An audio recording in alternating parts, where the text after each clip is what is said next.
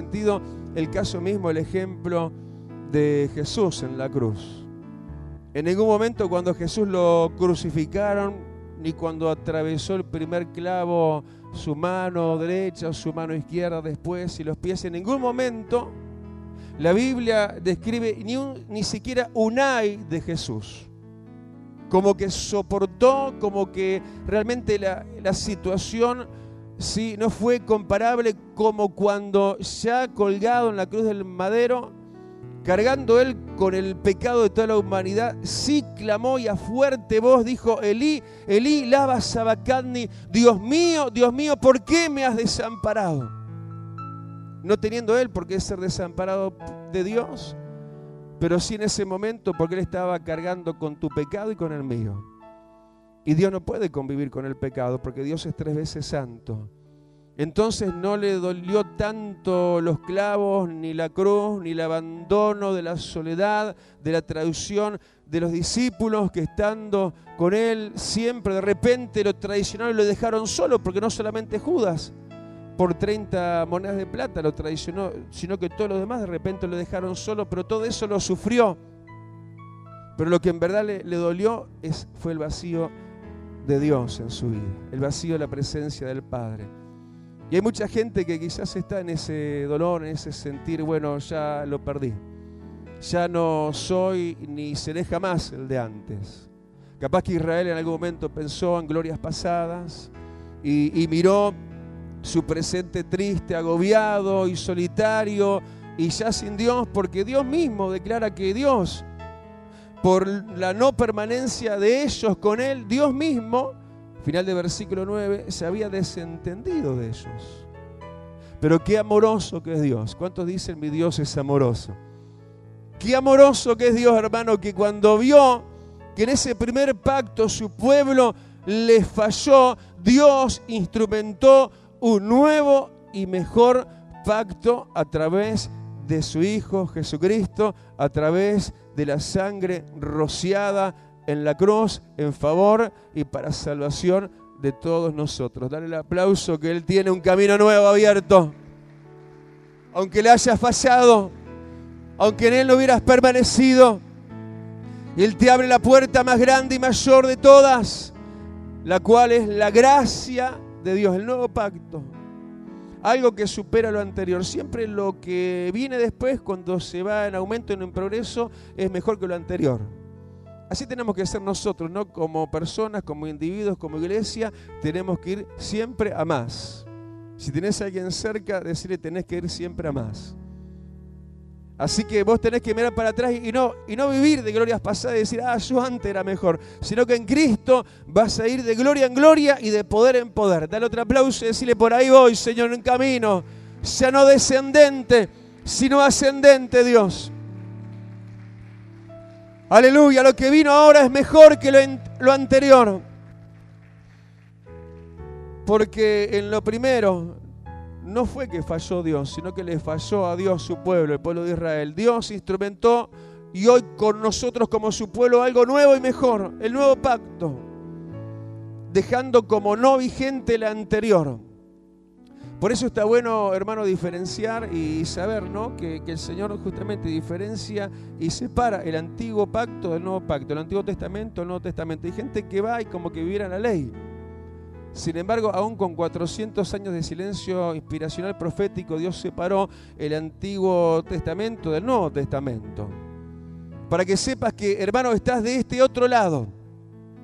En un pacto que es nuevo, un pacto que quizás no lo conoces, te parece de entrada todo esto tan nuevo, pero este pacto de Dios con la humanidad y que Dios quiere hacer contigo también te va a llevar a la vertical de estar hoy donde estás y luego hasta las mismas alturas con Dios en los mismos cielos por la eternidad y para vida eterna. Dale el aplauso, porque ese es el pacto, aleluya, que por la redención de la salvación en Cristo tenemos.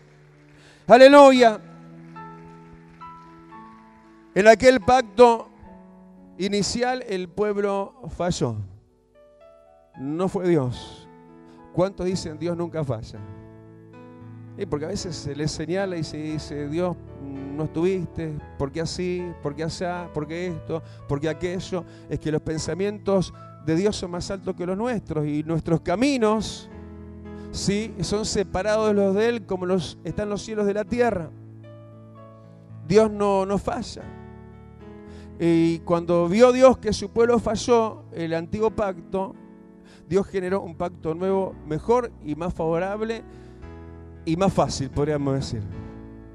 Este es un tiempo donde Dios está acrecentando gracia, donde Dios está aumentando favor. ¿Cuántos sabían eso? Yo le doy gracias a Dios por vivir en el tiempo de la gracia y no en el tiempo de la ley de Moisés. Porque este pacto es un pacto mejorado comparado con el antiguo pacto. En aquel tiempo, por mero esfuerzo humano, ellos intentaban, pero no podían agradar a Dios. Pero en este nuevo pacto que haré, dice Dios mismo en primera persona, versículo 10, y lo haré, dice, con la casa de Israel, con la casa de Dios, con la iglesia. Por eso es importante que estés como hoy, mañana y siempre, para que estés dentro de un pacto que te va a sostener de parte de Dios. Hermano, porque la vida es lo que es algo frágil. Vos no sabés si mañana amanece siquiera.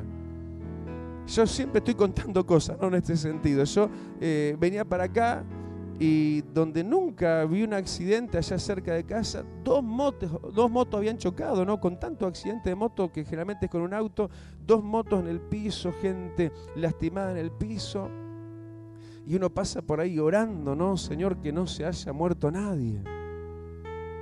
Sí, y estoy quizás tremendo, ¿no? Cuando te cuento ahora lo que te voy a contar. Daniel, que uno de mis hijos que está trabajando, que está yendo a inspeccionar algunas estancias en su trabajo como casi ya contador, todavía no recibido. Ayer a la mañana iba para Tacuarembó y Rivera y dice que en el amanecer de ayer fueron los primeros en llegar a un accidente reciente, dice que hacía minutos nada más, que una ambulancia que estaba trasladando a un enfermo, más el acompañante y más la doctora que estaba ahí en la ambulancia, la encontraron recién volcada y el chofer estaba muerto. Y uno, por decir cosas, ¿no?, así como para ilustrar, uno venía para acá ahora, no solo vi eso que te digo que vi, sino que en un momento un auto, yo venía por la izquierda, en la costanera ahí por la Costa de Oro, y un auto por esquivar un terrible bache, me tira el auto arriba y casi me pega y me hace volcar. Y yo venía con mi hijo más chico. ¿Y qué es la vida, hermano? Sino algo que hoy uno está y mañana quién sabe.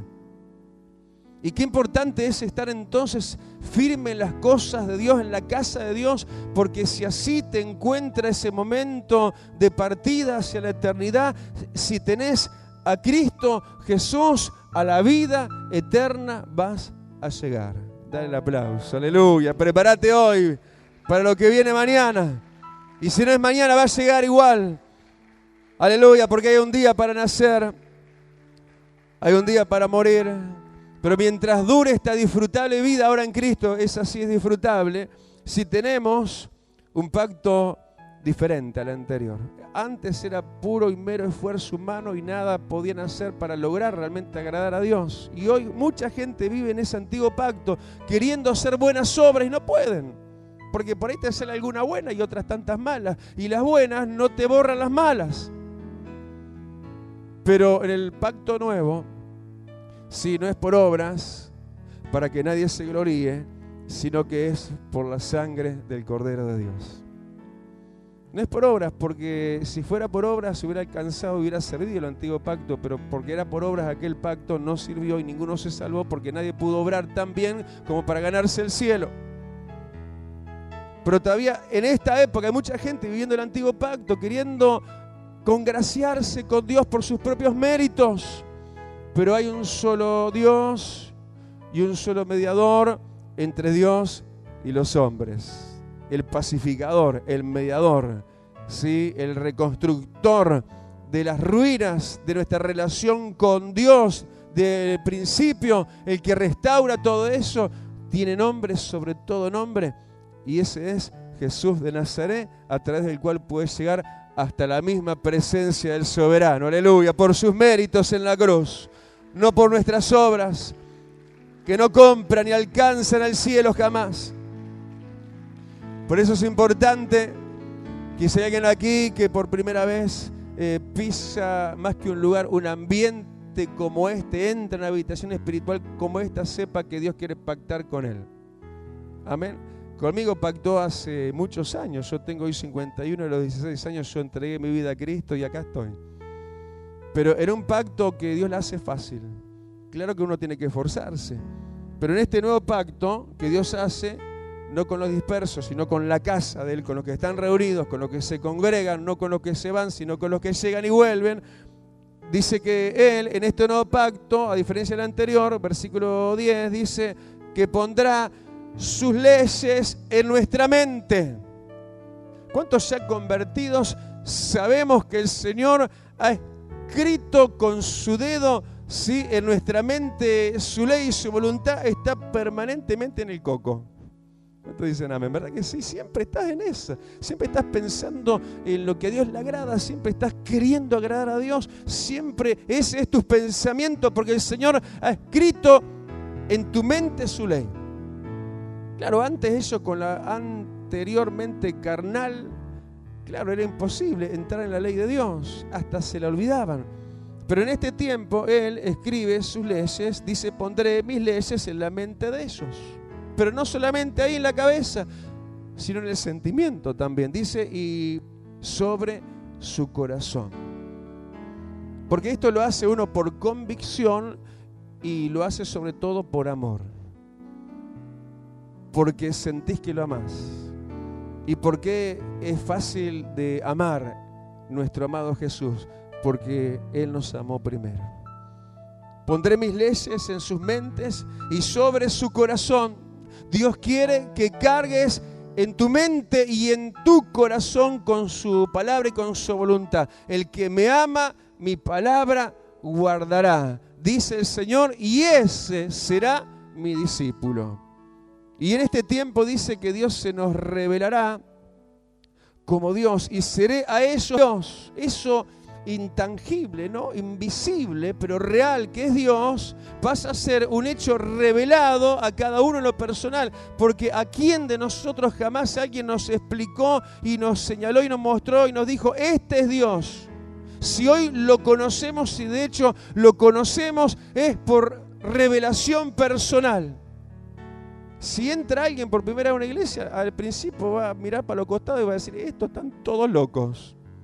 ¿Por qué sé eso? Porque cuando yo entré por primera vez a una iglesia, viviendo en Estados Unidos, Nueva York, con mi señora, yo miraba para los costados y decía, ¿qué le pasa a estos? Estaban todos con la música, con la alabanza, golpeaban las manos, levantaban las manos al cielo y decía, ¿qué pasó con estos? Hasta que me tocó a mí también. Pero no que me contagió una mera religión y religiosidad, sino que Dios se me reveló. Y hoy, sin saberlo, siquiera definirlo con apropiadas palabras, uno sabe en el corazón y en la convicción y en el espíritu que Dios es Dios, indescriptiblemente perfecto y grande. ¿Cuántos gritan amén a eso?